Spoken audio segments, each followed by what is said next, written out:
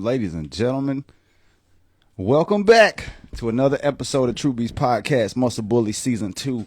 This is episode 11. You already know the drill. If this is your first time tuning in, make sure you hit that question mark at the bottom of the screen. It will help us promptly answer your questions.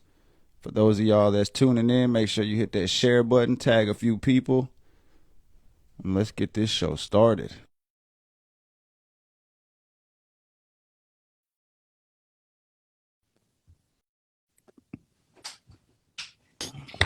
How's the sound? Can you hear Connection.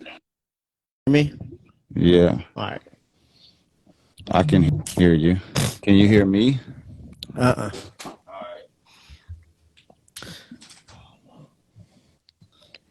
long as we got All Stan, right. that's all that matters. Listen, That's right. It's the face. not gonna lie, I haven't seen Roger's face in about 2 weeks, and Yeah, we no, had I a feel show like last week. I miss it, man. it feels like we don't do them. Like, yeah, you're We right. don't do them. No, it feels we like don't do them often enough. like probably. it's like long enough. Like it's Yeah, too long. Like we Monday don't- seems like forever ago. Yeah. So we don't do them often enough or long enough. That's what she said. So Roger, quick question: No. Do you have to bring a stick to the shows? A stick? A Yeah, stick? to beat off all the girls? Because I'm telling you right now, man, you are so easy on the eyes. When I look at Zach, it's a little weird, but I know Dina Damn, got to be like, bro. damn, I got to. All right. Well, good luck with Paulina this evening. I got to go. Oh man. So, Paulina, handler, breeder, Trainer. Trainer. Yeah, she does just about everything. Yeah, she does it all. She's another powerhouse. And For so sure. there's a lot of value that she's going to be bringing to this show, which I'm very excited about. Yeah, man. I'm kind of quiet in my ears, and I'm not touching the volume button. Who is? Wow.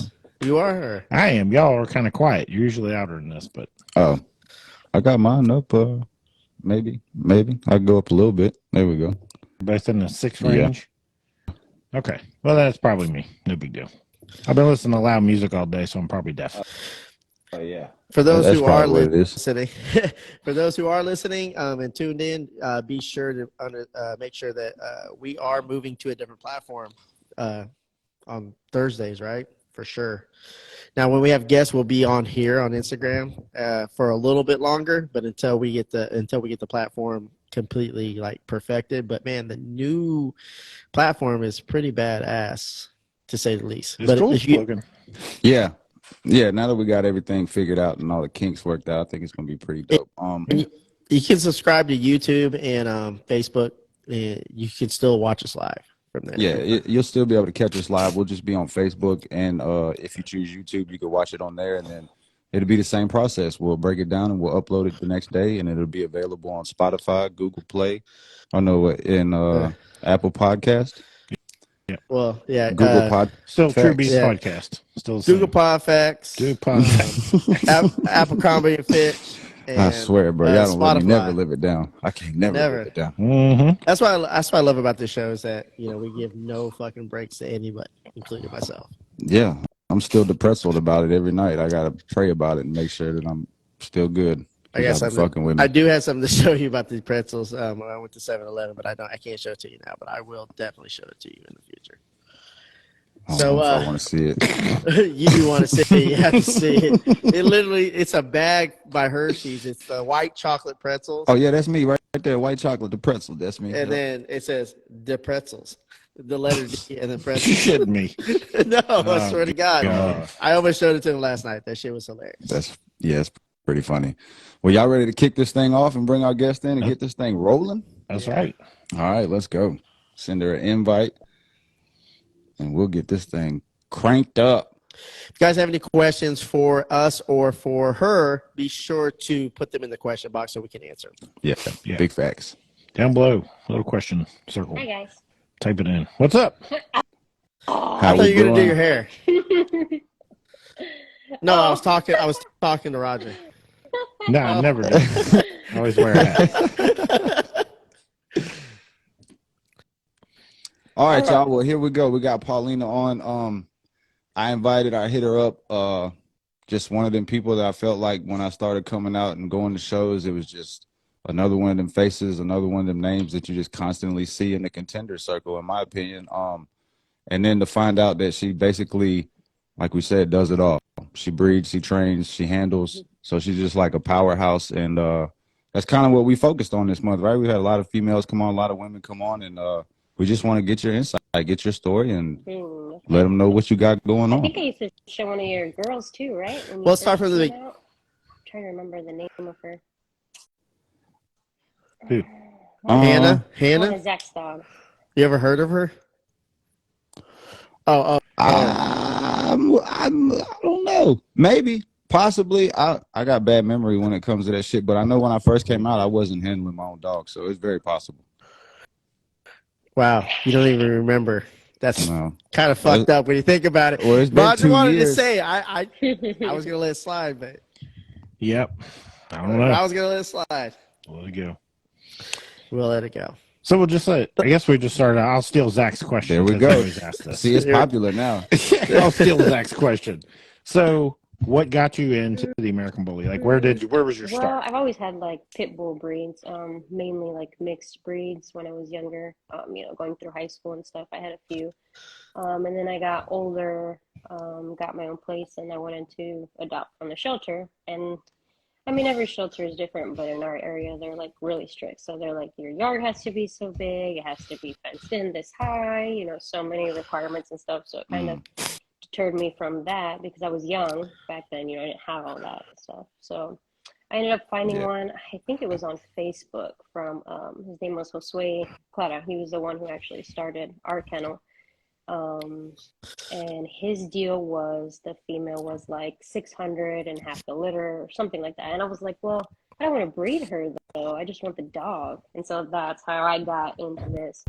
Yeah. And he was like, well, those are my terms, so take it or leave it. And I was like, I guess I'll get the dog then. So got the dog.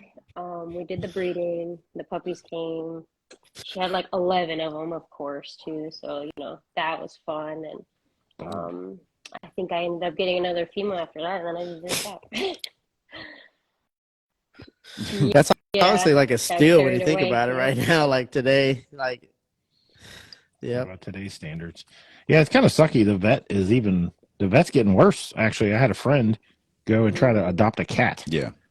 And they wanted every dog in his house to be fixed. Yeah, before they would you let would him have think the cat. they damn near do fucking criminal background checks and shit now. Yeah. Like Well, it gets serious. You know what I think can it understand is, it, but what I think it's it is, like at the same time. Most of them are funded by the state, right? Yeah.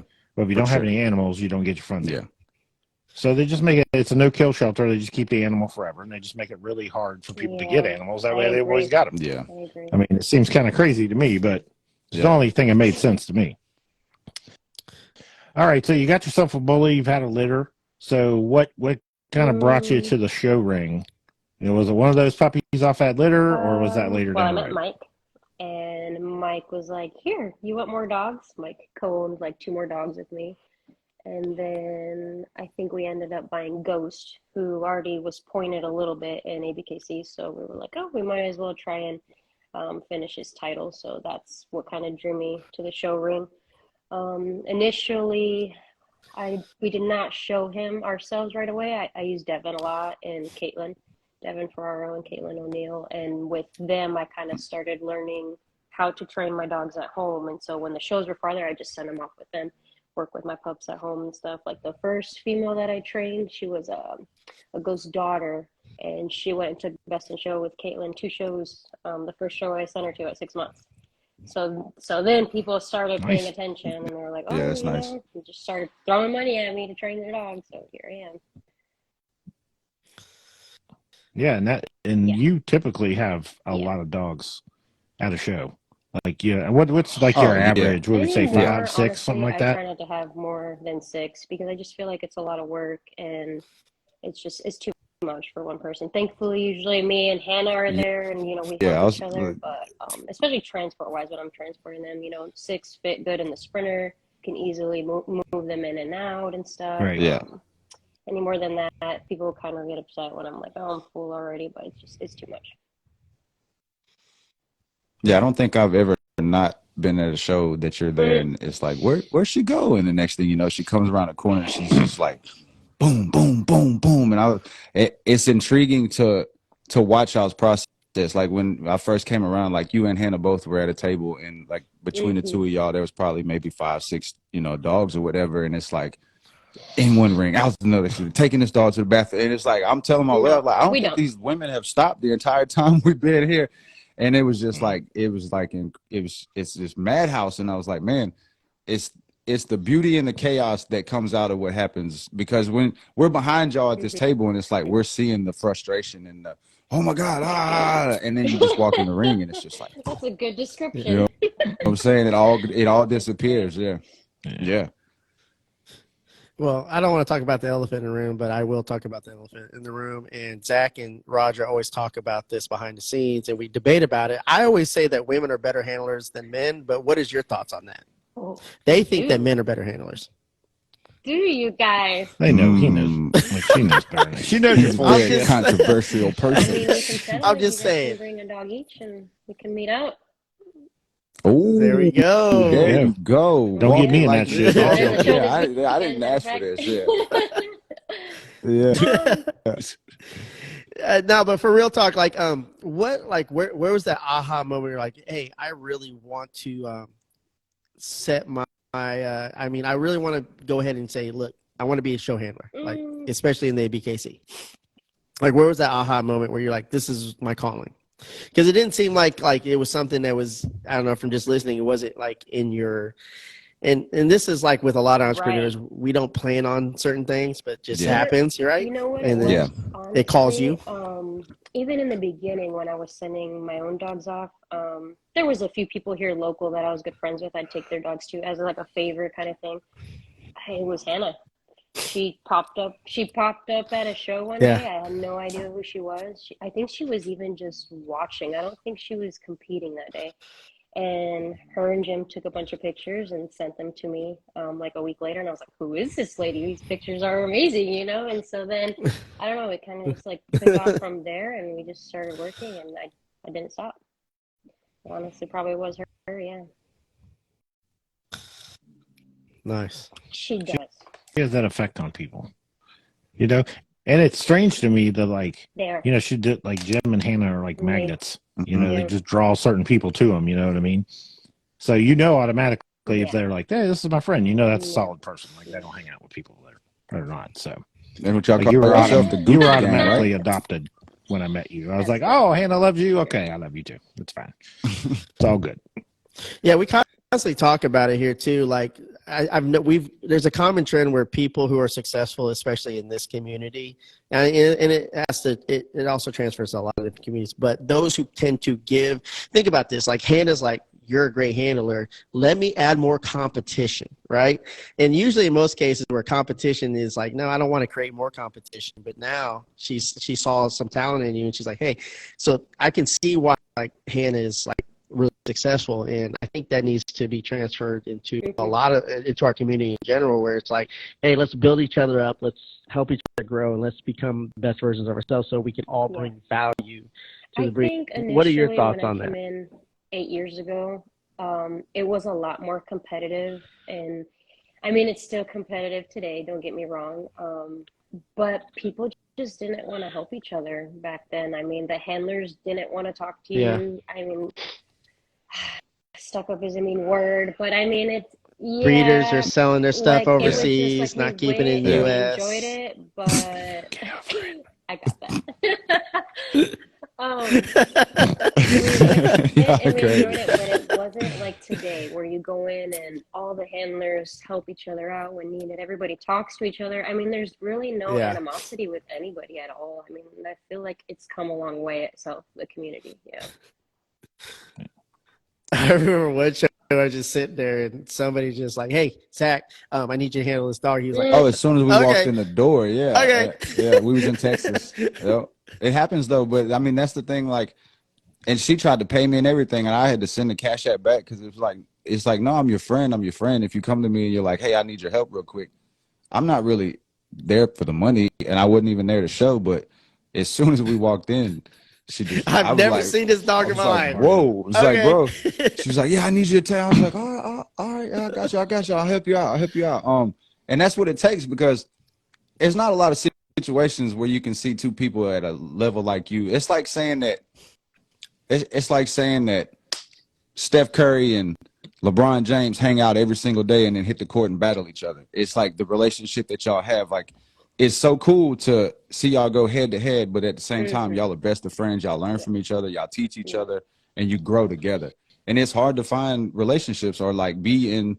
That's why so many things crumble because of that situation. Like somebody's always gonna feel like, oh, it should have been me. I should have won, not them, and that's gonna cause a lot of conflict in a lot of situations. It's so rare that happens anymore. That when it does happen, anybody that's in the ring is like, did that just happen right now? Like we're all just confused because nobody treats each other like that. So, yeah. Yeah. And I think, the internet has a huge misunderstanding of that so many people can be in the ring and like, okay, right now it's business. Yeah. And as soon as we step out of the ring, we're all friends. We're going to go to dinner and whatever, hang out. Right. And people take that completely out of context. They don't understand, like, you can be professional in the ring and be casual outside the ring. Like, it doesn't have to be professional 24/7. So I know that you and Hannah you jump in and help each other out here and there, but are there others? Because I don't really pay attention, but I know there's a couple other handlers that you guys all work Logan as a group occasionally. Kelsey always helps me. Devin, of course, me and her are always together, especially ABKC. She's always there. Anybody that's there helps, though. Nikki helps. I mean, there's nobody that I would be like, oh, I'm not going to ask them because they're not going to help, because it's not a thing. Yeah. I got you. Well, that's good. It is a tight knit community, and everyone can jump in and help each other out. And I think that's really cool, and it's something definitely that need to be brought to light, because unless you're there and you're involved, you really don't know. You really don't see. I think from the outside looking in, like you said, like you see a lot of drama and a lot of BS on Facebook. So like when you attend the show, like you think it's going to be that way, but when you get there, it's actually the people that are there for the dogs, and it's not really that. It's not that case. It's not the situation. Yeah, every time I do a podcast with these guys, I literally try to out-host them in every single fucking moment of this podcast. And so, after we get off the podcast, I'm like, hey, we're cool, we're friends. But my whole thing is to definitely make them understand that they are 2 and 3 on this podcast. But afterwards, we're cool. So 0 for 11 so far, right? Hey, fuck you, man, but I'm still trying. So, was there ever a time like where let me segue back. Was there ever a time where it was like there was this aha moment again, because I'm on this aha trend. I'm like, why am I writing this aha trend tonight, right? But where you're like, I belong here. Like, I'm actually qualified. Because I know a lot of people deal with imposter syndrome as far as when it comes to just things in areas in our life. And, like where we are qualified to do it, but then we're like, shit, we don't have the credentials. We don't have the time. We don't, we haven't put in the work. Was there an aha moment where you're like, okay, I belong in the upper echelon of handlers in Baby KC? I mean, I would say like over time, things just like kind of clicked. And so even when people bring me a dog that's like acting a certain kind of way and they're like, oh, nobody can get it to walk or this or that. And I'm like, oh, but I already know what's wrong with that dog. Like I could tell before it even walked over here. You know what I mean? So I think when like that started happening, that's when I was like, oh, I can do this. This is cake. Yeah.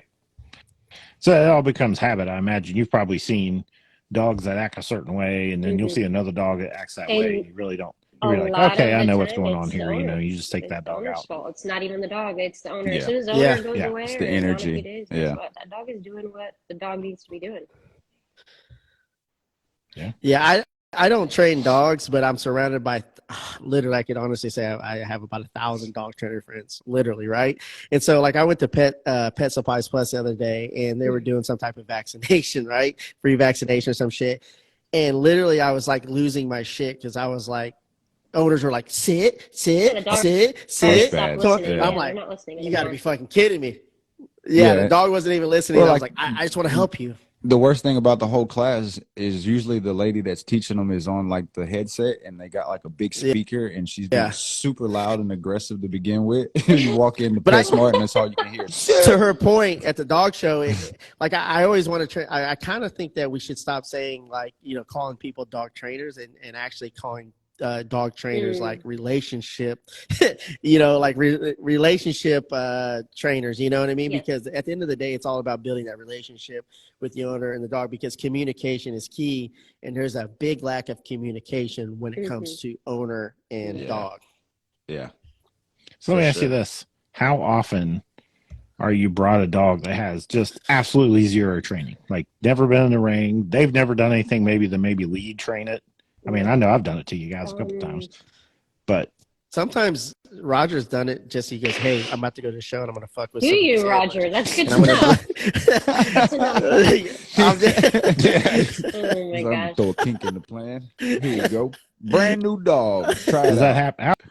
How often would you say it happens? I mean, probably a lot of people have some amount of training already. Bring to me, do you mean like at the show? Like they show up at the show, yeah, and then it gets fresh off the couch. I mean, it does. You can walk on a lead, but that's often. about it. And it's unfortunate in the sense that,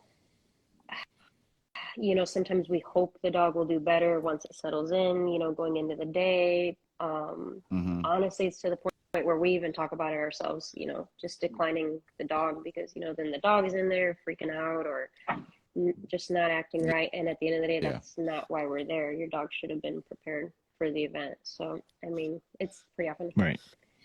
But not only that, but that dog's taking up a spot. They may have got to you earlier than someone else that had maybe a champion pocket. And this dog's trained, but they don't get to show because they took your spot. So I get it. Now, but with that said, I've seen you guys take a dog that was completely unruly and take it into the ring and within, get in the back of the line. And by the time you're up to the front of the line, this dog's fairly calm. I'm like, how the hell did they do that so quick? Like they just need to get their energy out or feel like they got enough attention from you and now they're ready to work. I mean, there's quite a few dogs that are like that. I'm like, okay, I got to run you around the building a few times before I take you in. I know this already. So, I mean, just figuring every dog out. They're not all the same, for sure. Nice. Zach, you were about to say something. Oh, yeah, I was. Do you think that's like, how hard is it to be selective when people come to you and like say a dog has no business being, like, how many times do you have to, like, is that a hard thing to do, or do you get to the point where you have to be firm in that situation? Because it's like, you still want to be the nice person, you don't want to hurt people's feelings, but at the end of the day, like, if you bring me a shit show dog, don't think just because I'm a trainer or a handler that I'm supposed to make the best of this. Like, they do get mad. Yeah, I can understand. Like that's why I was asking. That's probably a pretty hard decision and situation to deal with when you're in that place. Zach's trying to figure out how he can say no to a lot of people when he gets he just wants to be fair. I mean, a nice no. You're telling him no is saying you already have a dog booked for that class. That's a loophole right there. I didn't have none that day though. I was on vacation. Not a pain. Really. Astro, it was Stan's idea to go to the show. See, I have a dog owner right there saying Astro is always a pain. But let me tell you, that dog, when they first brought him out, he did not want to be in the ring. He was spinning on the lead. I had to take him from the person that had him, and I'm like, let me handle the dog next round. And then, it took time, but like now he's a champion in ABKC, has champion wins under his belt. The dog walks in, he free stacks. He's one of the nicer dogs in the class. I mean, but that's a perfect example. That dog was a little wild for sure. Right. Have you ever had an experience where you've seen a dog where you're like, damn, that dog, if it had the right handler, or if I had to handle it, I would definitely take it to the next level or just take it to its highest potential. If you have, like, what are the few of the dogs? Can you name them? I can't think off the top of my head, but there's a lot of times where I'm just like, man, I wish they would let me handle that dog, but the owner's like, oh, I want to do it. And I'm like, oh, but you're not doing any of it right, or they're like trying to like manipulate the fronts when the dog can free stack, by itself already, but they just don't know. So let's talk a little bit about productions. Obviously you breed, but lots of times you'll have, like I said, you'll have 5-6 dogs at the show. We don't know which ones are yours or which ones belong to clients. I'm a fan. I know which ones are hers. I'm a fan. No, you don't. I'm just saying, like, if you don't, like, just okay, never mind. No, you don't. Production-wise, you don't know, just say you don't. Last year, I had one Goku litter, which those females are a little over a year now. I haven't busted them out yet. They're pretty good size now, so they'll probably be coming out soon. But other than that, like a few of the females didn't take. We moved, so I mean, there was just like a lot going on. I think I even bred one female to 0. She didn't take, but I mean, she always gives me grief. So I was really hoping for that 0 liter. So I was like, she's gonna win nationals. We're gonna come out the gate with these puppies, you know. And then she didn't take, so I got to repeat that. Yeah. But older productions, you know, I have like Goku. There's Fury. I have Carnage still. Vortex is not my production, but he's from Tone. I mean, they're all champion dual title dogs and multiple registries. Vortex, I'm gonna work on his grand this year. I kind of put him back a little bit to work with Goku, but it's Vortex's turn now. Yeah, That's probably a is tough 'cause I decision have, to say. yeah, I have two. Here's a dog that I'm has like, okay, I potential. can take both champions, but I know I'm paying for both to enter, and I know at least one is going to lose, and then I have to pay somebody else to handle it too. So it's like, do I want to throw away $300-400 every weekend when I can just work on one, or do I work on two? It's a hard decision for sure. Right. So is there anything particular, or you just kind of probably just randomly said, okay, it's going to be you, you know, just, or did... I don't know. It was a hard choice. I mean, they're both nice. I don't know. Vortex is the one that was with Precious. You know which one, right, Roger? The blue and white one. I think we took them to Iowa together. Yeah, you should know. You should remember everything. Yeah, you better know, Roger. Yeah. You better. I get tunnel vision. Saying. You're going to hear about it later if you don't. That's right. Yeah, I was in the ring. I get tunnel vision. I'm like looking at my dog. Oh my! Like, don't piss. It was the Davenport don't show. Piss. It was the last ones that I took him out to. All right. So let me give you guys something and some advice that I've learned in this past few months that I've been doing studies on. If you don't want your dog to piss in the ring, right? Go outside. Well, you can do that. That helps. But a little bit of Celtic salt or sea salt, just dab it on their tongue. And what it'll do is it's going to help the cells absorb. It'll actually break the cell barrier of the cells. So the cells actually be more hydrated. So you won't piss as much. So if you're a type of individual who, like, for example, drinks a gallon of water a day and you're constantly urinating, right? Roger. But you don't feel hydrated. Roger. How long we've been doing this show and I've been drinking a gallon of water a day? Well, I just said I've had to leave a couple times during the show. I have take a piss, and I've had to solve that problem. Not giving us this information. Yeah, exactly. And it don't take a lot. It just takes like a couple crystals of sea salt. Try it with your dog. I've been actually working on it this past few weeks, and I've noticed my dog has urinated less, and they're way more hydrated. So there might be something you guys want to take to the table. So real world kind of situation, Thanks, I probably imagine you don't feed the day before the show. Why not? So they don't poop in the ring. Are you talking to me? Did we lose her? No, she's thinking. She's thinking. You're I thought he was talking to me. I don't give a shit what Stan does. She thought we was having our own show without her for a second.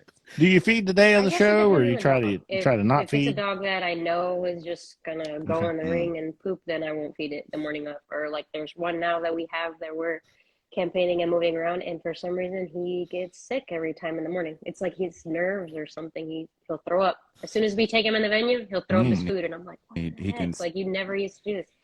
Yep. So like with him, we're like, okay, we're not feeding you anymore. But my dogs, for the most part, I feed them. Otherwise, like Goku, if he misses one meal, you can see like that last rib on the end, or something. I'm like, no, you're eating. Yeah, it's like in 82 weeks. You're like, oh shit, yeah.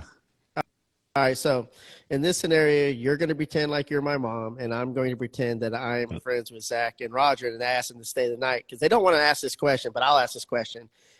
Hey, Zach and Roger want to know, what are your thoughts about the classic class?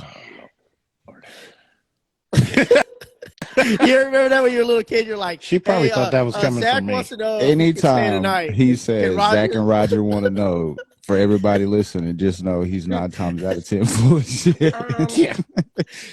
But anyway, I like the classic class. Here we go. This is always fun. It's always stirs shit up. Just saying, before you get started on answering this question, Zach and Roger don't completely see eyes to eyes on this. You think? She knows me.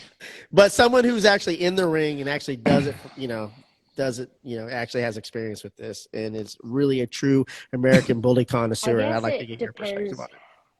On what the classic class looks like. Okay, because I was on Facebook the other day, actually. It's interesting that you asked that question. And I seen I don't remember who's been making posts, but they're like throwback posts, like, and they're little informative. They'll like post a dog from, like 10, 15 years ago, and they'll be like, this dog did this, this, this, and this. And I'm like, it is crazy to me how the classics, because they were classics back then looked more like the breed than the classics we see every weekend. So like, where did we lose the breed type? So it's so true. That's interesting. So true. Like if you look at the old Razor's Edge dogs and stuff, they had a nice American chiseled bully, ripped. I mean, everything that except the mass. We have more massive dogs for sure. But it just, we lost it somewhere. What year? What year did you come in? 8 years ago, so that would be what? 13? I don't know. 14? Somewhere in that range. Like 2015. I remember looking at dogs that right around like the 15, 16 range, and they seemed like they were a little slimmer than previous dogs, like 15, 16, 17. It seemed like after that, then they started maybe to start pushing a little bit harder. They lost some of the phenotype, and I don't know where it went. But that's why the judges are so hard anymore. And like in the pocket class, if the dog is not a true massive pocket as well, they get booted out, even if they're too short to be in the classic class, which I don't know how I feel about that. No, we talked about that with James on the show. And it's like, because I said the same thing. A lot of the times when you see the classic class, it shows it's a bad representation of the classic class because it's just a throwaway class. Majority of the time, the dogs are, like you said, kicked out of one class, and they won't tell them you can't show. They'll just tell you need to go to the classic class. But James did say that they are really trying to crack down on that shit, and they see it, and they know it's happening, and it shouldn't be. Well, with that being said, what is your thoughts to segue into this on withholding ribbons? Should judges withhold ribbons more? I think it's appropriate to do so. I feel like they do. I mean, you hear about it at least once a month, like, oh, this judge withheld on the whole class. Now, when you withhold on a whole like 6 to 9 puppy class, I don't know if I agree with that, because I've seen that happen on a class of like 12 dogs, and I'm like, are you serious? Like, not one of those puppies is a nice representation of the breed. I think that's a little crazy to me. But and then not only that, it's discouraging to the people who are trying with their puppies already. So I don't know. Yeah, that makes sense too. Do you feel like now in other registries, do they? I want to say they make them wait until they're at least a year old to actually, before they actually start a campaign towards their champion title. So do you feel like we bring them in too early and rush that process, or do you think, because a lot of the times too, like it's kind of confusing because, when you meet people and you're breeding, they tell you, oh, your puppies can't really touch the ground and move around until they're 4 or 5 months old and they're fully vaccinated and all this shit. But then at the same time, you go to shows and you see people with 3-month, 4-month-old puppies. But like you said, they're in a growing state. So it's like you have a class of dogs that are nowhere near what they're going to be by the time they reach 12, 13, or at least 14 months old. What about 15 months? It could be. Just depends, bro. Could be a late bloomer. Hannah says as long as it's not a power exactly trip. What she's talking about. She knows what I'm talking about. Is that something that has happened, like where a power trip plays a role? Not to start any controversy and get into trouble. This is when we need the button. We don't talk about tea. Yeah. What? Yeah, Roger. No tea, Roger. Yeah. Talk about it if it needs to be put out there. I mean, the whole thing is not this is just a conversation that we want to improve and move the community forward. And just like any business owner, like I get shit all the time where people are like, here's where you can improve your product, And so this is about improving the product. So if it is happening, like it needs to be kind of said, people need to be consciously aware of it. What is the age? It's 9 to 12, right? Is the first class they start getting points? 6 months. Points 6 to 9. That's a 6 to 9. Yeah. Okay. So I mean, like when Zach said, should they be champing out before a year? I mean, I can see why people would say no, because maybe the dog is nice up until a year and then it matures at 1.5 years and it's a completely different dog than what everyone else saw at a younger age. And then they're like, how did that dog champ? So then that's why people, say, oh, the judges that put the dog up, should not be judges but it's not often that you see that happen either. I've not really seen a train wreck champion dog, so I don't know. Yeah, I don't know. Yeah. Well, that happened with Precious, obviously. Mm-hmm. We were 9 to 12, we were making but that push. Look at her now, though. She's not, you know what I'm saying? She's still out there doing her thing. And she looks bigger. Exactly the same. She's just bigger. The thing about her is that she had a litter. Yeah. She had Bounce a litter, back. too. Like, that shit, the bounce back is ridiculous. I think a lot of the times, too, on females, they look better because they get wider at the ribs. They kind of spread out a little bit more just to give birth. It kind of, after that first litter, I feel like they kind of get a little more. For their bread. Yeah. For sure. Absolutely. Well, I know we got a boatload of questions in here, and I looked at some of them. They're pretty good questions, so we'll put her on the hot seat. Here.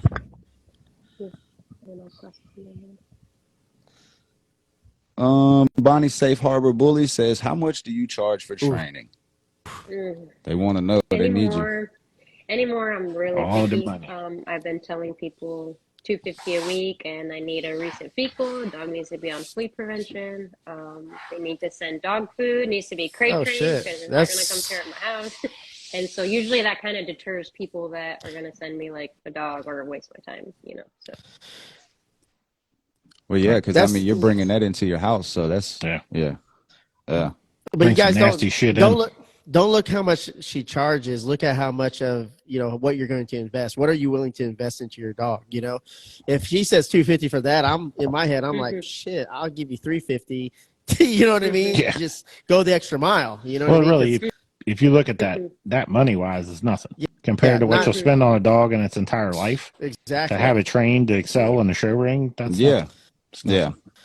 Yeah, you got to invest into your product, guys. And so when you're talking about approaching a show handler or anybody who's going to take care of something that you supposedly love so much, you know what I mean? Like, invest into it. Make that investment. I highly recommend that there's a lot of really nice dogs, and the owners will waste money paying for other things. I mean, I don't know, like promotion on the internet and stuff instead of investing in training, but they still want to show the dog.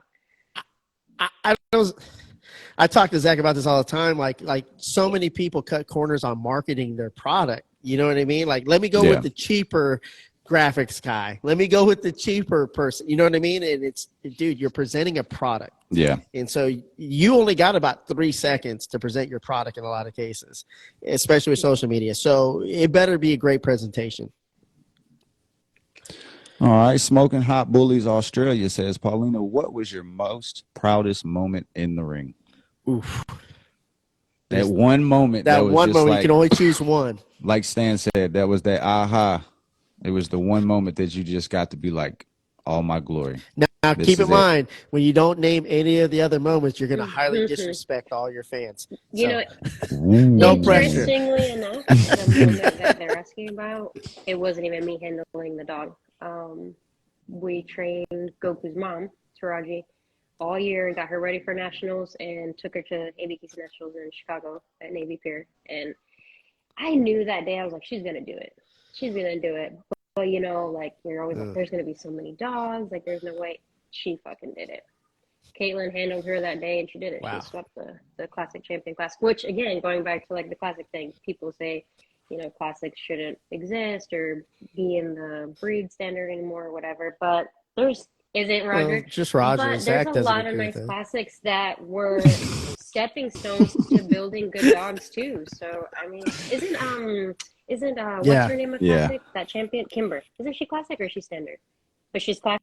Ooh, grand champion. She's a perfect example of the dog. No, she's I mean, that's a great Classic. Really? Wow. No, I mean, that's something that I tell Stan all the time, too. Like, I feel like they do get a lot of flack because the Classics you do see every week are like, I don't know. But the ones that come across the table that are real, true Classics, they get their shine. Like they represent the breed. Yeah, exactly. Yeah. Yeah, right. But even with my own grand champion, I wouldn't take her to the nationals and expect her to win the entire whole thing. Ago, you know what I mean? Today, it's bigger dog for sure. I mean, I tried. I ain't gonna lie. Today's I got a dogs are reserve. just crazy Reserve massive. Is good. Reserve Yeah, I is took good. a reserve. Yeah. Yeah, I mean, it's exciting. Don't it get me wrong. It's is. definitely exciting. Where did he Yeah. go? But it's just one of those things. Like you're I gonna think build he went to titles turn for the your lights yard. on. Yeah, I think He's he like shut them getting off. He's darker been in and the dark. darker. Like he's not want to pay Yeah. the power bill this month or something. But yeah, either way, regardless of what class the dog is in. Yeah. And then we all know that 99% of the time you create a dog. I got plaques up here on the wall that say grand champion. They don't say what class. Right. Yeah, they don't say They class. just say grand Yeah. champion. Well, and that's the thing too. Once you get to them levels, champion and grand champion, you're no longer competing against You're any of competing that. Yeah, you're It's not all a class anyway. Yeah, you're no longer in a class. You're Yeah. So, I mean, it's an attribute. It's something to be proud of. And yeah, I think that's the biggest thing with me. I feel like most of the classics that people do get to see or they see weekly or whatever, and this isn't. I mean, you take it how you want, but a lot of the times they just look like a throwaway class. It just looks like they were like, here, just go over here, and we'll still let you play, but just go over there. And it's very confusing to the people that are in there with real true classics, and they're like, well, hold up, wait a minute. You told me my dog had to be 16 inches to be over here, and now I'm going up against dogs that's shorter than mine, and it's like this just doesn't make sense. Yeah. Now you show BRC also, right? I've seen you. Yeah, let's talk about that. We see more and more people heading over there. There's a lot of dogs and a lot of people. Yeah. So like for the longest, I think a lot of people just felt like it was just strictly exotics, and they didn't realize that the entire time there was actually a sanctioned. There's a whole nother thing going on to the side with actual confirmation dogs, and is it like an ABKC show in a sense? Like you got good handlers, presenting themselves, or is it? What's the energy like there? We got Kev coming on. We got Kev booked. Similar, and I will say that when they first started, you did see a lot of messed up dogs. I mean, especially the exotics that were coming out. But it's the same thing that we're seeing right now with the classics, that it's a, would you say, wash away class or something like that. But yeah, just they don't place the dogs when they don't want them in the ring. They'll upset people with hold or tell them your dog doesn't fit this category, and the dogs eventually weed themselves out, to be honest, for especially the exotic class. The exotics you go in there and see today, they are not the same exotics that were in there 5-7 years ago at all. Yeah, no doubt. Awesome. So because you dual champed Remy, right? The 7 baby, yep. The 7 daughter. Yeah. Now, do you have any dogs, or have you ever been to like any AKC or UKC to handle, like any other breed, or have you always done bullets? There's always one right here by me, like 30 minutes away, but it's always like the same weekend of an international show, like every year. So I'll eventually get over there, but no, I ain't made my way over there yet. Yeah, I talked to Lance Lee not long ago, and he said he went, and like now he's on this mission. He said that like he wants to try and champ his dog out in as many registries as he can. So he's just like on this personal mission now to champ out John Wayne in as many registries as he can. Brings more value to your dog. Yeah, I mean, it just adds like for sure. Gets addictive. I'm sure you're just like, I don't know. It's different though. You can only show your own dogs, so like handlers can't just go over there and show dogs though. Oh really? So you have to actually produce the dog, or like you just have to own handle the dog. That's why Own if the you dog. notice, Okay, I like got some you. of these French bulldogs, if you see the flyers and it has like all of ththese titles on it and stuff, they'll have like 10 owners. I don't know if you guys have ever noticed. Like that's probably why some of them are trainers. Yeah. It's like what was Winston? I think they said he had like 4 or 5 people involved in his ownership. Yeah. Oh. So is that why? So the handler. So in order to get the upper hand, the handler actually has to have ownership guessing. on the paperwork of a dog. Speculating. So that's some long thought out process if you think about it. Yeah, it's very strategic. They charge way more than we do. I mean, they make thousands in a weekend with one dog. So, I mean, it costs money to do that. Yeah, that's crazy. I didn't know that part. That's pretty wild. Moving forward, being in the game so long and seeing the evolution of dogs, what do you feel like you need to do in your program to move forward with the way things are going? That I need to add like more bone and mass, but I'm I'm very Mhm. picky, so I'm like going the slow way. I feel like everybody else is cheating and hopping on whatever extreme dog. I'm being honest. Any extreme I'm just dog saying, that like, pops I'm up, and not like you don't know anything about disagreeing. that dog. You don't know about its parents. You don't even know the temperament. You Yeah. bred to it based off a picture. Like, that's not me. Like, I'm here for the long run, not to make a bunch of money right now on this litter, and then people are calling me in 2-3 years that their dogs are messed up. Like, no, I can't do that. No, I think you hit it. You hit a very valid point. Is like people don't really. We don't stack off temperament. We don't stack off, personality traits of the dog. And I think that is like huge. super It's important so when you huge think for me. about it. Like, I have dogs that are a little skittish or shy, and I'm like, okay, I need to breed you to something confident, something super happy. We're gonna like bow. Yeah. They're not bad dogs. They just something falls, and they're like, oh my god. And then I'm like, okay, we're gonna fix that. Yeah. Well, yeah. I mean, a scared dog will more than likely bite somebody faster than a confident dog because they're in fear. Everybody's a breeder anymore, and they're just slapping dogs together and selling them, and I guess we'll see what happens, right? I don't know. And then they complain when they can't sell them that the market is saturated. Super cheap, and I can't. Just unload them. Yeah, they do what they got to. Yeah. Kimber's that way. Kimber's super skittish, like at home, like noises and people. Mm-hmm. But it's strange, like when she's in the ring. I don't know if it's because I got her in there fairly early in the ring or what, but when she's in the ring and she's with Hannah or even with me or anybody, she's super confident in the ring. She does really well. Yeah. And she'll try to drag the handler out of the ring when it's over. Like, I don't know how many times Hannah got drug out of the ring. She's trying to run out. But, at home, she's super skittish. Any kind of noise, she'll dart away from it. So it was interesting that the skittishness kind of developed later. Fell on her off the counter or something, so she's like, oh, it's really loud in the house. It's something falls. possible. I mean, it doesn't even necessarily have to be like, it's just like a reaction that happened, Yeah. But her personality is completely different inside, outside the ring. So she knows. Maybe. Trying to get attention, being skittish. She was the first one, so now there's a bunch of them. She has to try to get attention somehow, maybe. So what's playing? You got some breedings coming up. Nobody want to talk about though, like no particular studs you got eyeballs on. I'll know before y'all know because she hit me for a I breeding you banner today too. I saw the banner you made of Luca, and I was like, dang, that's so nice. I need one of those. What do you charge for those? Oh yeah, man.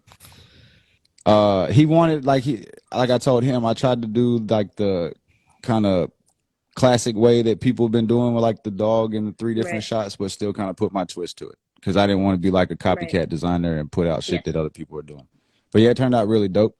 Safari Bully says anything you do pre-show to prep your dog, like grooming or exercise, or what's your pre-show prep routine like? Yeah, there you go. Thank you, Stan. I was gonna fuck up another word. Before I leave, but I mean, sometimes there are dogs that don't make it.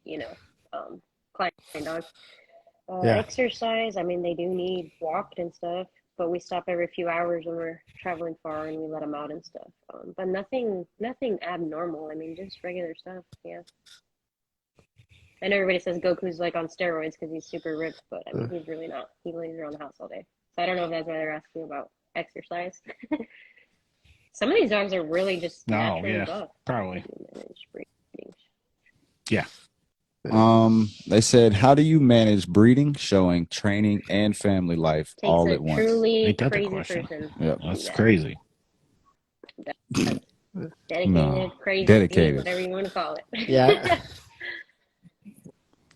Success comes with an envelope that has to be pushed, and there's no work-life balance. So, like that's like a fucking myth. If you want to be successful, you're gonna always be redlining. I feel like that's what I tell and that's just what it is. So did you elevate to that? You kind of elevate to that point. At some point, just say, "Okay, this is getting kind of crazy," or you just always kind of remain focused.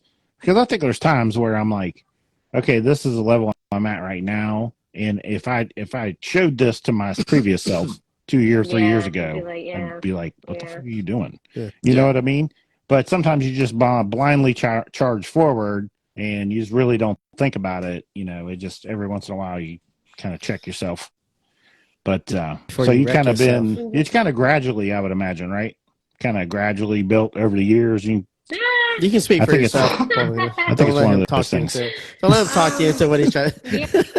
I'll just tell you how it went. Yeah, How about there that? we go. I guess when it starts to become a little much is when like I have females that are retired, and it's typically them because the boys, it's only the older studs. Like I actually have a Magusa that he's like 11 right now, but I have him combed out with an older couple. He's the only dog. He's a couch dog.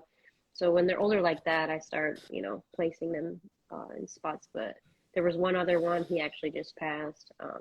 But it's the females, because you breed them and then they're spayed and, you got to home them. So I guess that's when I'm like, okay, there's a lot of dogs. I got to start moving you guys, So that's when I check myself. Yeah. Yeah, I found that there's a fine line between passion and, because we love what we do, but for example, like I don't wake up and I'll be like, man, Roger's really excited about picking up all that dog shit. He's so passionate about it, but he is passionate about certain parts of the game. I'm just passionate about certain parts of the game. I don't like fucking doing the clerical fucking paperwork and all that shit, but I love selling the product and creating new products and stuff like that, And so I think it's like, we got to be more honest with the community where it's like people think, hey, you just take 2 dogs, you breed them, you don't do any fucking research, you don't do any work, you're going to make lots of money. No. That is not how it works. You're going to have to do some research. You're going to have to do a lot of shit you don't necessarily want to do. You're going to have to make some sacrifices. And it's hard as shit to be successful. Well, she touched on the other thing was homing the dog. Yeah. Like in her case, she was talking about how the dog was a little bit older. Dog's bred out, and now it needs to go to a home. Mm-hmm. There's 2 different mindsets. Like there's a pet mindset, pet owner mindset, and that breeder mindset. And you have to break yourself from that and say, this was work, and this dog has done its work, and now I need to put it on a couch and let it enjoy its life instead of being here where all the work's being done. Yeah, it's kind of crazy. And it's kind of hard to break your brain because you don't want to let those dogs go. Those are your dogs. The community that does a really good job of that is actually working dog communities because like a lot of my dog trainer friends, like they will sit there and train the shit out of a dog, spend 2 years with them and just, hey, all right, it's got to go. It's I think that's one of the hardest things, like removing that emotional attachment when it comes time to be like, okay, I just got to let my dog, like you get so what's attached. Best for the dog, right? What's best for the dog? I mean, you're right. But when you're producing a dog, it's like, that's your baby, right? And then it's so much attachment, so many memories, and it's like, I know it's going to be better for the dog, but it's a hard thing to do, to be like, I've sent some dogs to go get board and trained, and the motherfucker, like I spent 3 years with the dog, and then it came back and act like it didn't even know me, because dogs live in the moment. Like, hey, who are you, bro? Who are you? It's like, oh, this asshole again. Yes, so we definitely humanize them, and dogs don't. We love them based on our conditions, but their definition of love is completely different. I think that's the problem. A lot of people don't understand that. They're true. Like, oh, I could never get rid of my dog. And I'm just like, man, you just don't even know. Why am I going to have this dog sitting here in my house when I can give it to a family? It's going to be the only dog. He's going to have all the attention, and especially retired people. Many retired people just want a nice dog. Yeah. So, I mean, you got to look at the bigger picture, too, in dogs, for sure. Absolutely. Yeah, what's best for the dog? And sometimes being in a 5x10 is not what's best for the dog. Yeah. Just the truth.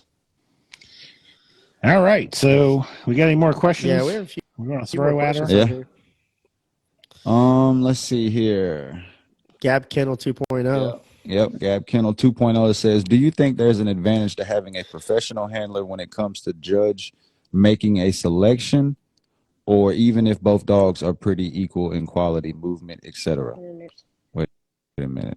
So basically, I'm thinking what they're saying is 2 dogs are pretty much equal. Is there advantage to having a professional handler? Yeah. I guess the only reason it wouldn't be an advantage is if the owner is showing the other dog and the owner knows its dog and knows the weaknesses and its strengths, So it could go either way. At the end of the day, who's the better handler, right? Yeah. Is the professional handler? Is the owner a professional handler? Well, not necessarily professional, but I get that point. You got 2 dogs that are very equal. Let's say they have some kind of minor issue. The professional handler is going to be able to present that dog in an optimal way, where you see a ton of people that just take their dog out, and it's not a bad dog. I can make Caitlin or Jeez. Ooh, I can make wow. Kimber. Ooh, it's going down Wow. in the Oh. scout's There's house. Caitlin. My daughter. Yeah. My daughter's named Caitlin. Boy, Is good it? save. We don't know. Good save. But I can make Kimber look rear high. It, like Sam would be like, "What the hell?" Yeah. Like the dog looked rear high out there with you. But she walks and she's Right. not. So somehow I just couldn't get her to stack right. So if you take the time to learn, then probably the advantage to the owner because the dog's more comfortable with that person. It's But a if you're not bond going to thing, do the yeah. homework, then yes, definitely give it to a professional. I think first and foremost too, like Mhm. it's that bond though. Period. Like you gotta know, regardless of handling. Like the thing with my dog when I brought her out and I didn't know much about handling, the bond me and my dog had. If I told her to do something, she's gonna do it. So if I'm like, hey, free stack, stay here, she's not gonna move, and she would just naturally kind of just do her thing. So she made it easier for me. But I feel like a lot of times people remove that. Like they just come to work the dog, and it's like, well, what kind of bond do you have with the dog? Know you? Does it like you? Does it understand that when they're around you, it's going to be cool things happening? Like, yeah, I asked Stan when we went to the show, and old girl was like, hey, can you show? Asked Stan what the first thing I did was I took the dog, I got some treats, and I went to the empty ring, and I was over there for like 20 minutes just trying to get the dog. Like, hey, bro, I'm Zach. How are you? What's your name? You know, And like, then I just, heard for 30 hours later of how he could not build a bond with that dog and how it's it wouldn't, how but I mean, it worked a little bit, but he was just timid. Like his energy, his head was down. He didn't want to move. I had to tug a little more to get him to go. Like he just didn't fucking know me, like at all. just say I think it's professional handler advantage. professional there, handlers you know don't what I have mean? a problem with that. You know, professional handlers know how to. I guess build I'm not a bonds. professional then. God Wait, I dang, thought you shit. guys are better. Well, they've at seen this it all and before. men I are mean, better at this. yeah, Yeah. you said that, right? Yep. Right. Did I say women? Women were Thank better. you, I think Roger. that's what I said. This is recorded, right? I can go back and screen record that. There you go. Actually, it's Yes, gonna be this is actually, recorded. We can send you just that clip if you want. That way you can just repeat Yeah. it, and that's fine. No, I delete it. Don't play with me. I'm Making the your editor ringtone. over here. Goddamn. Nah, that's the sad thing. I got to listen to it all again when I upload it in the morning. I'm like, shit, I did say that shit. God damn. I did say that shit. Let's see here. Three-dimensional bully says, if there's one thing you'd like to share to a beginner in the ring to get us more prepared, what would it be? Well, from the conversation I just had, y'all told me to hire a professional. Well, I'll just say it like any great, amazing handler will know what to do. You got to start somewhere. That's the thing. Like, if you want to do it, there's no way around it. Like, if you feel the passion in your heart to want to be a dog handler or a trainer, get out there. You just got to. I respect the fact that you weren't afraid to fail. Just don't be a man. Yeah. That's all you got to be, man. Oh, I don't look at life like that. I look at life like Yeah. if you could do it, I can do it. That's how I look at it. Like, you might be better than me, but I'm still going to give it my fucking all. Right. So sometimes your all isn't good enough. Ask Roger. Like, what would be a tip you would give somebody just starting to show a dog in the ring? The best thing they can do is actually, I mean, I don't want to say work with the dog at home, but even if you don't know how to stack the dog and you feel like you're not doing it right or whatever, that dog is getting used to being handled anyways and positioned and moved around. Or if you just want to teach it to free stack, and the dog is just learning that if I just stand still, I get a treat for this, that will help you or your handler so much just by doing, 5 minutes at home. I feel like that is definitely game changing compared to like if you do nothing at all. Right. It's all. And literally, we're talking 5 minutes a day you can spend with your dog. Just so it's a very low investment. That's what I was going to ask. Is like how often and how long should you? Because I know with like dog training, we talk about obedience. It's just like really during feeding time. A lot of people try to like spend 30 minutes on OB training, and that's just not recommended. I I'm sorry. Do it until I see the dog maybe starting to get a little bored, and you always want to end on a good note. So the dog knows, okay, we're going out on the leash, we're working, I'm going to get treats, it's going to be fun. And before you get frustrated with the dog or before it turns into something negative, definitely make sure it ends on a good note. Nice. Yeah. Cool.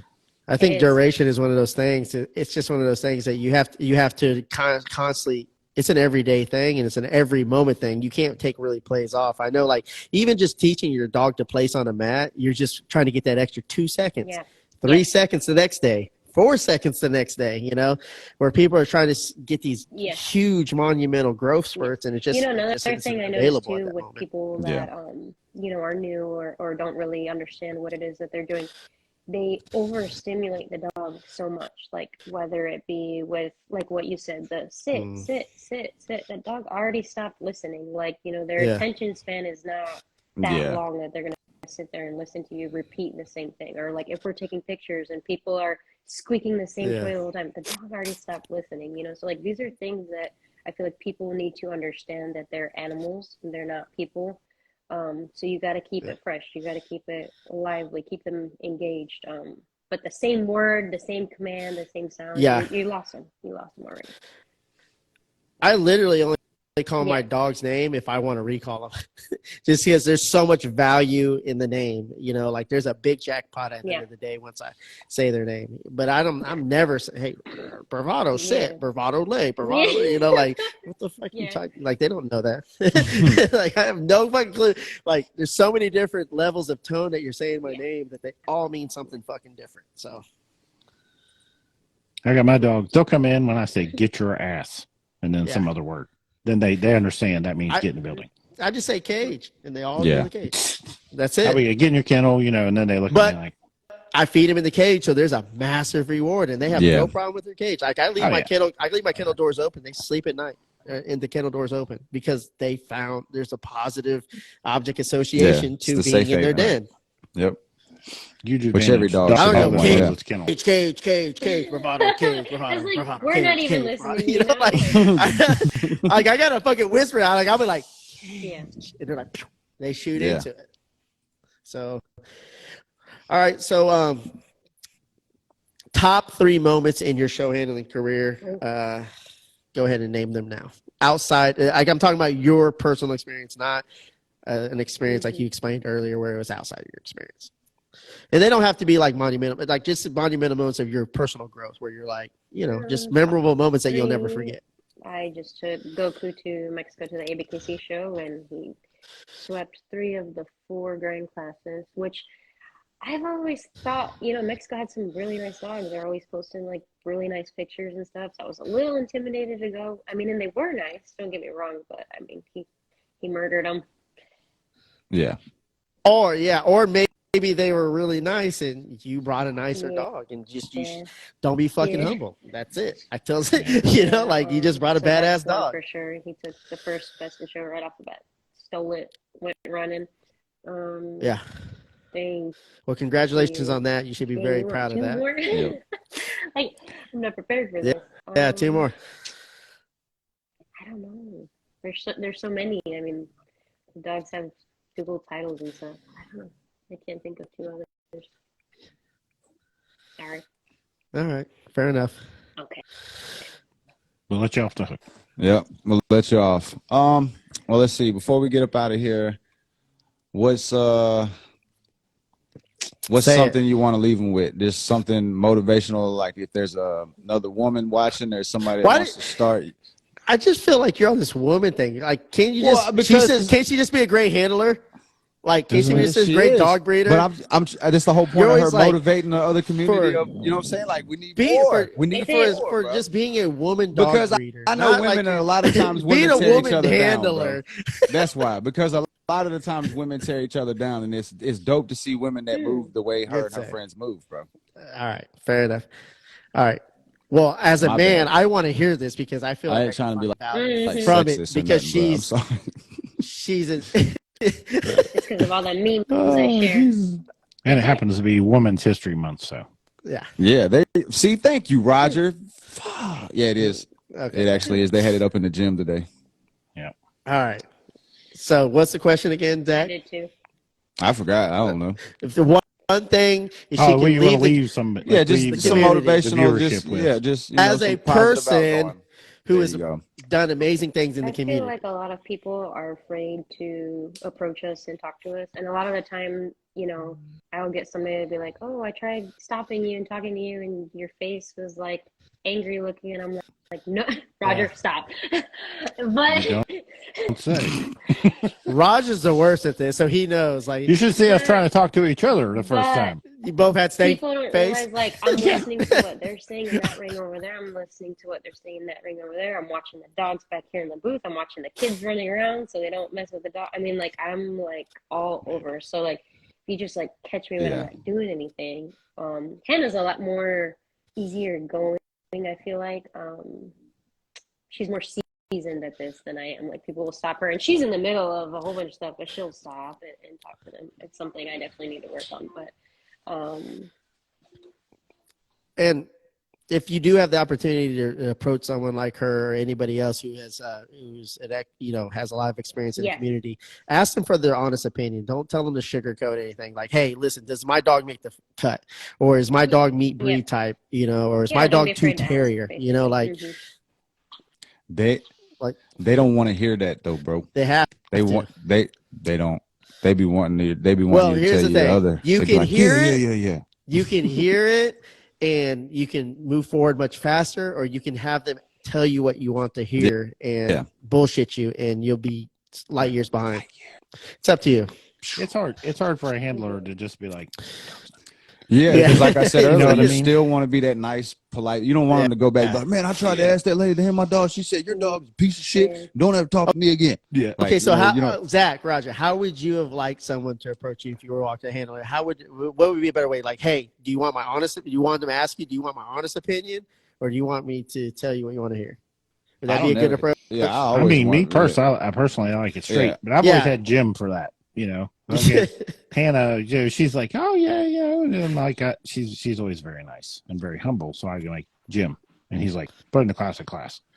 So like straight to the point, right? And that's and I get it because you really don't want to piss people off, especially people you like. You know what I mean? But if you have an unrealistic view of what your dog is, I think that's that's tough. We're telling you here. That's the best way to find out. Yeah, we're telling you here. This is advice from us telling you this is how you should approach it. I think like there's another thing where I've had a few people try to book me for like Pocket Mail 1 or 2. That's the busiest class, the most sought after class. And then I'll be like, okay, I need to see the dog, and then I see the dog, and I'm like, the dog is classic, and they don't want to hear that. And so what do? They go hire somebody else to show it in Pocket, or they're mad at me because I wouldn't show their dog. And I'm like, but your dog is classic. Yeah, don't take that shit personal. I can take your money, but you're gonna lose, like for sure. You're gonna lose. So yeah. Which is a huge advantage of having a handler. There's your first evaluation of your dog. You know what I mean? Yeah. And even show them the first time and let them lose, and then come back to the ring and say, hey, if we move this dog to the classic class, I realize that hurts your butt. But if we move this dog to the classic class, it's probably going to do better. You know what I mean? I just try to be honest. Like, let's not waste each other's time. Not waste your money. But like Zach said, nobody wants to hear that. Right. Honestly. Yeah. Fresh off the press and the email, thank y'all for all the true support. Last week's episode's already done 444 downloads. Holy shit. Nice. That's pretty good. Yes, that's actually a record. Yeah, that is. That's one of our top downloads in under 5 days, it says, last week's episode. So we appreciate that. We used to try to get 100 downloads in a week. Yeah, now we're jumping, man. We appreciate y'all. Everybody that tunes in, that shares, all of the above. The guests, we appreciate everybody that just fucks with us. Absolutely. All right. Well, I think that's about it, isn't it? Yep. Yeah, we're pushing the 8 o'clock limit. Yep. How can they reach you, Paulina? Instagram. Where are you more on, Facebook. Instagram or Facebook? What do you? But I'm not. I mean, it's really unique how each community is different. Like how we should market, like on TikTok, YouTube, Instagram, and Facebook. It's completely different animal on every single platform. Well, like I say, like I tell him all the time, like I feel like when you're on Instagram, it's more like post a picture, get on there, see a couple of things, and then you're kind of off. TikTok, Facebook, informational. Like, people are just scrolling on Facebook for days, dude. Just like, oh, what's this? What's that? So, yeah, we appreciate you coming on. We'll definitely catch up with you later on in the year. Saturday? Get you on for part 2. Oh, you shit! We got go, right? called out. Roger, you going to the show? Where is it? What show? I think Purina Farms. Oh, Purina Farms. Really nice I've never been. No, and it's like super dope venue. Yeah. I'll be waiting. The best I'll take a little venue, video. Yeah, it's probably one of the I don't know where these manhandlers are. I mean, Are you showing? You're showing, right? You showing something? Okay. Yeah. Well, I I mean, heard I ain't that. gonna show You heard nothing. it here. Damn Roger's sure going. that. He's gonna go. I ain't showing Y'all nothing. heard to hear for all the guys that's going to Purina Farms. One of my Paulina dogs says she's is calling You in the want to y'all see ring. out. great women handlers? She's calling Make y'all out. sure you go out to. I'm gonna One take of my the L. dogs is in the ring. Yeah, I'm and gonna it's take the not a L and woman, sit it out. It's Jim. Jim. That's it. Yeah, I let I'm Lance supposed to Lee take do that. it one time, and my dog looked handicapped. God damn. Ain't no way. I No, mean, in but his it, like you defense, said it though, was it's Precious. He's like super Yeah, extreme. it's and he's not like, his I don't know, forte. just- that's a Yeah. big that's a big ass dude trying to bend over. Yeah, Yeah, he's Yeah. like 7 feet tall. Like the Yeah. dog's like 12 and a half. coming to his ankles. Yeah. All right. Well, shit, man. We appreciate you for real. For everybody that's tuned in, make sure that you can catch us tomorrow. We'll be on. Say it, Stan. What is it? Google Podfacts. Yeah, Google Podfacts, Apple, Crombie and Fitch, and Spotify. And we can fax it to you too. Yeah, we'll fax you a copy. And Paulina, if you need anything, message me. We're here at XDog. We're here to support you. If you need any equipment or anything, that we got you. So just hit us up. And Thank you. I got you taken care of. Okay. All right, man. Love